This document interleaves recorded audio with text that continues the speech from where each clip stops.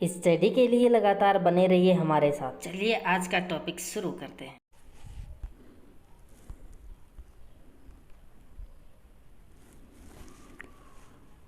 नमस्कार दोस्तों, आज हम बात करेंगे कंप्यूटर का विकास यानी कंप्यूटर के इतिहास के बारे में हम जानेंगे। जो भी हिंदी मीडियम से पढ़ने वाले बच्चे हैं वो आपको कंप्यूटर तो नॉर्मली पढ़ाया जाता है, लेकिन एक बार हम कंप्यूटर का जो इतिहास है देखते हैं कंप्यूटर आया कहाँ से। तो इसकी आज हम चर्चा करेंगे। मैंने कुछ नोट्स बनाए हैं आपके लिए। तो देखिए, कंप्यूटर का इतिहास बहुत ही पुराना है। हम सभी को पता है जो कंप्यूटर का इतिहास है वो बहुत ही पुराना है कि कंप्यूटर आया कहाँ से, कैसे ये बना था। चीन में 600 ईस्वी पूर्व एबेकस का आविष्कार किया गया। यानी एबेकस, ये एबेकस क्या है? ये एक डिवाइस बनाई थी जिसका नाम है, और ये एक ऐसी डिवाइस थी जिन्होंने, फॉर एग्जांपल जैसे कोई साइंटिस्ट थे तो उन्होंने कुछ रिसर्च वगैरह कर रहे थे तो उन्होंने एक डिवाइस बना दी जिसका उन्होंने नाम दे दिया एबेकस। ये पहली ऐसी डिवाइस थी जो गणना करने में कुछ नंबर्स को काउंट या ऐड करने में सक्षम थी, जिसका इस्तेमाल आज भी जापान और अन्य एशियाई देशों में किया जाता है।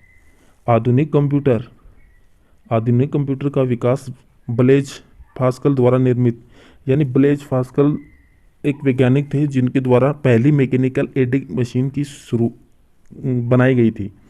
जिन्होंने एक मैकेनिकल ऐसी मशीन बनाई थी जिसका नाम था मैकेनिकल एडिंग मशीन।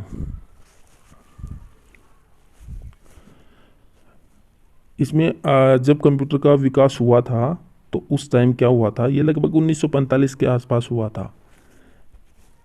लेकिन इसमें क्या है, मैकेनिकल एरा एक मशीन थी, एडिंग मशीन। जब कंप्यूटर एक मैकेनिकल 1945 ईस्वी से पूर्व था, यानी एक ऐसा मैकेनिकल एरा, एक ऐसा कंप्यूटर भी था जो 1945 के आसपास था, यानी उससे पहले की कुछ डिवाइस थी, और एक आपका डिजिटल एरा। जब कंप्यूटर में एक डिजिटल डिवाइस का यूज हुआ, ये 1945 के बाद के रूप में विकसित किया गया था।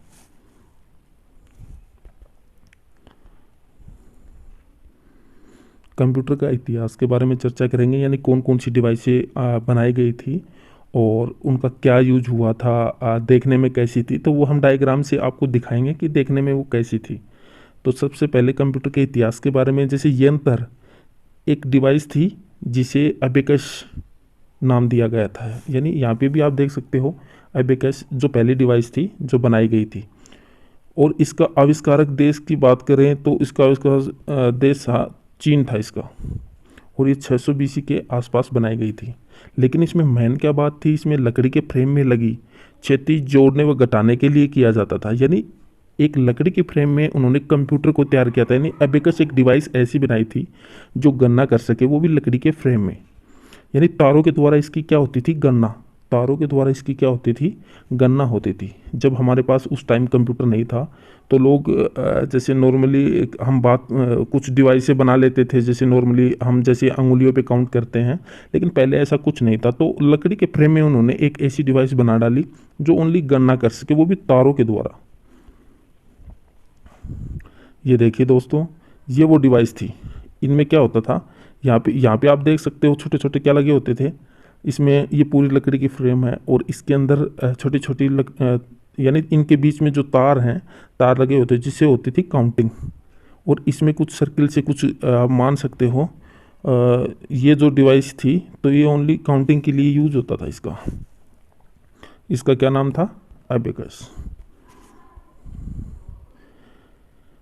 फिर एबेकस बनने के बाद उन्होंने एक डिवाइस थी नेपियर्स बोनस। इस डिवाइस का क्या नाम था, नेपियर्स बोनस। और इसको जॉन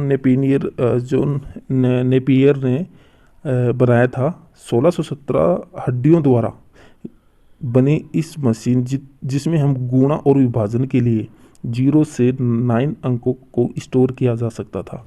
यानी आप इसमें अगर ध्यान से देखोगे तो इन्होंने इस लकड़ी के फ्रेम में 0 से लेकर 1 से लेकर या 0 से लेकर उन्होंने 9 रो और कॉलम में कुछ नंबर ऐड किए थे। ये भी क्या थी, ये काउंट, यानी इसमें हम गुणा भी कर सकते थे और विभाजन भी कर सकते थे, यानी दोनों काम इस डिवाइस में हो जाया करते थे।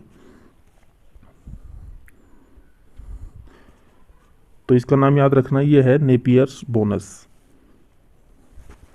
हमारी अगली डिवाइस है स्लाइड रूम। स्लाइड रूम भी क्या थी, एक काउंटिंग करने की, यानी आप मान सकते हो जैसे किसी को मापना है तो आप नॉर्मली, यानी ये भी आप जैसे स्केल से कुछ आप गणना करते हो तो एक स्केल यूज करते हो, तो सेम उसी की तरह जो डिवाइस थी ये बनाई गई थी। ये भी आपकी क्या थी, एक गणना करने के लिए बनाई गई थी ऐसी डिवाइस। तो इस डिवाइस को विलियम आर्टेड जो जर्मनी से थे, 1620 लघुगणक गणनाओं को करने में, लघुगणक गणनाओं के लिए, यानी ये सक्षम, यानी 1620 लघुगणक गणनाएं करने में सक्षम थी, जो 2 मारक ब्लॉकों का प्रयोग किया जाता था। इसमें दोनों तरफ क्या थे, मार्क लगे होते थे, यानी जो छोटी बड़ी लाइनें जो आप देख रहे हो बिल्कुल जो आपकी स्केल पर होती हैं, इसी लाइनों को क्या किया जाता था, काउंटिंग के लिए प्रयोग किया जाता था। तो दोस्तों, आपको ये वीडियो कैसा लगा? हम आगे आपके लिए हिंदी मीडियम में पढ़ने वाले भी बच्चे, उनके लिए हम कंप्यूटर के और भी वीडियो लेकर आएंगे। ऐसे ही नए नए क्वेश्चंस आपको सोल्व कराते रहेंगे। Thank you.